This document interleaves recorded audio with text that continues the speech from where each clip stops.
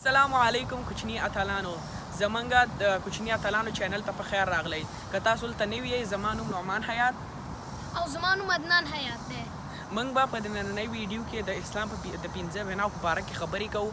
او که تاسو زمونږ چینل ته نوي یئ تاسو زمونږ چینل ته سبسکرایب کړئ او لایک کړئ او کامنټ کړئ چې په بل ویډیو کې تاسو څه غواړئ چې موږ وکړو عدنان چې دو لایک او سبسکرایب کړي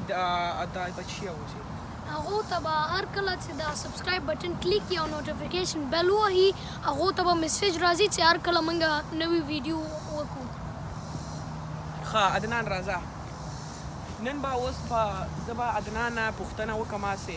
اسلام پنځه بناوې چیه دي ښه عدنان جانه د اسلام پنځه بناوې چیه دي اسلام پنځه بناوې او اسلام پنځه بناوې د ډېر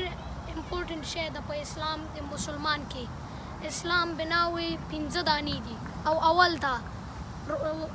کلمه طیبه لا اله الا الله محمد رسول الله بیا لمونځ روژه زکات او بیا حج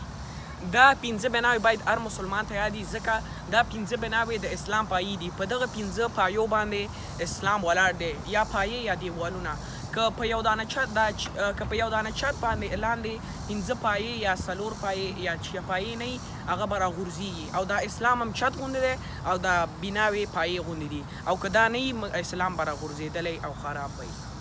او زه اوس به عدنان داسې لاړ سي داسې پاس پارک کې به پاس لاړ سي بېرته به دې سلایډ کې راکښته سي او تر هغې پورې به تاسو د ځان سره د اسلام پنځه بناوې یادې کړئ صحیح ده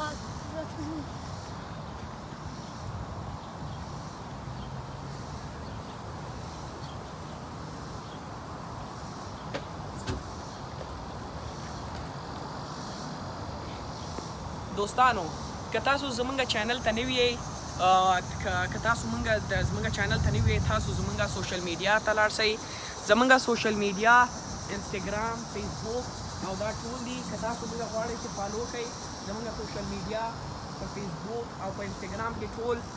زلمي اتلان دي السلام علیکم کوچني اتلانو اوس زه دې سلایډ کې لاندې ځمه راځه روان یم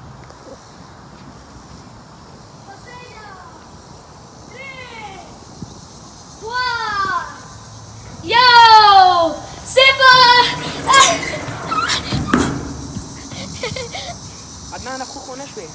نه ښه یم ښه کوچني اتلانو تاسو موږ ته